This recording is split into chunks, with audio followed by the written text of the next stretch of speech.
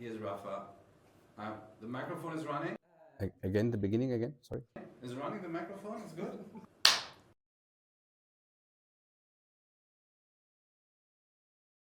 So, my name is Raphael Gielgen, and I live in a World Heritage City close to Regensburg in Bavaria.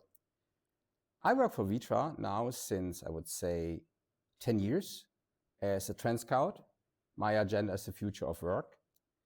And my job consists that, how to say it, it's a little bit to be the weatherman, to understand what's going on in the future and to bring all this kind of information to Vitra that we are prepared for the future.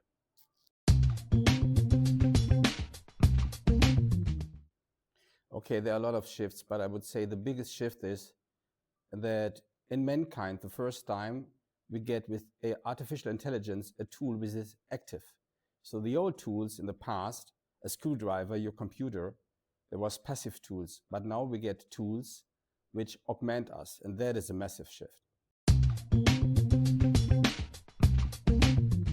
Okay, so the most of the people think in the context of artificial intelligence about automation, but we also should think about augmentation. So because the augmentation of ourselves, I would say, is a huge chance for all of us to improve the way how we work in the future and even how we come up with new services and products and reinvent on one side the companies and ourselves.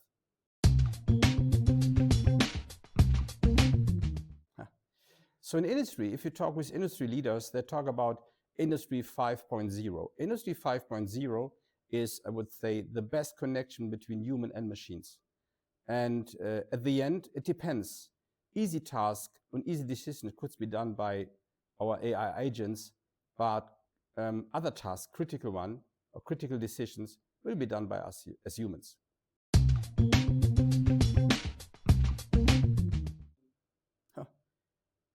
I think the biggest one, we are not really trained in this part of the world in technology and data literacy. So that means our capability to really understand the value of technology and the value of data. And I think this is a huge challenge in the transformation.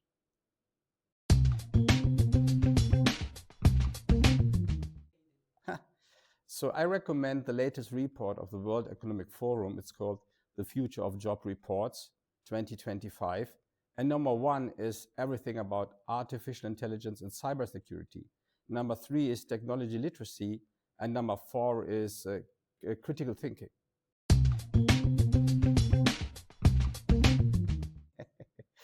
Oh my God. I think to be a leader in the future is really hard because the leader has to deal with all these changes, with this kind of permanent beta world, with all these issues. It's a little bit like you are the head of the university hospital, but of the ambulance room. You never know what happens during the day, and that makes it quite difficult.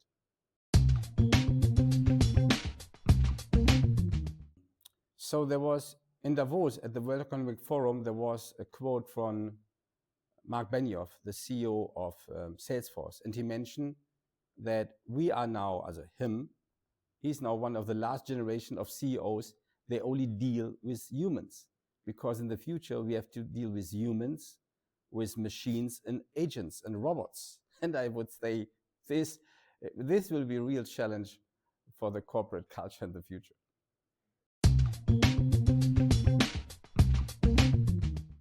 Great leadership. People never leave a company. People always leave bad leaders. So companies have to train their own future literacy. So their capability to really understand what's going on. So to understand the insights, to understand the impact, and out of that to do the actions.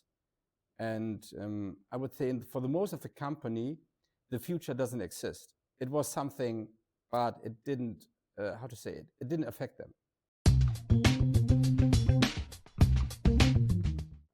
I would say agility, flexibility, and to really accept that we are entering the permanent beta world.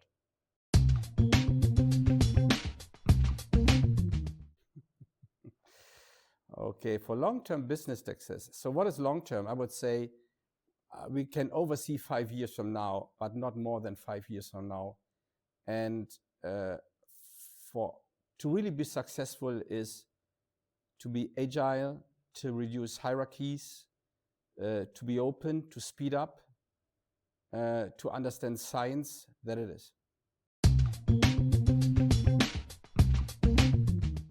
So what I see outside is we all have assumptions. We have assumptions how the world is in the future, what it means for us and for our company. But these assumptions are disappearing because the world is changing fast. And we are not really trained in our own imagination and aspiration to think about future assumptions.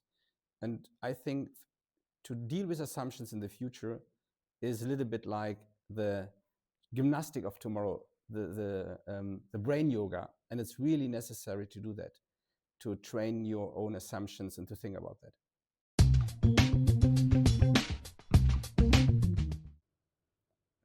Maybe a mixture between the ISS, the labs of the ISS in space, and a super cozy flat in Brooklyn.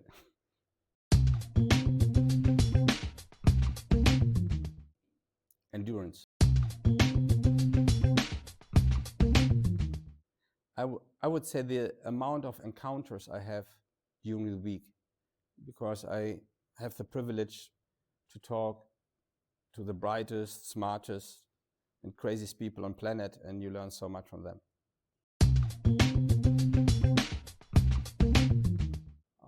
I don't read books anymore, but my favorite magazine or my favorite newspaper is Bloomberg, because Bloomberg gives you an overview about all business domains, about the entire world, and they're really great journalists.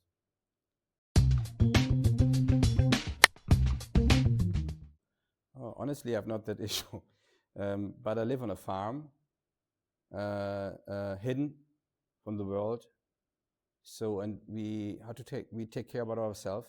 We are sovereign, and I would say that is a quite good position in this world, which is changing dramatic, to have a castle a little bit.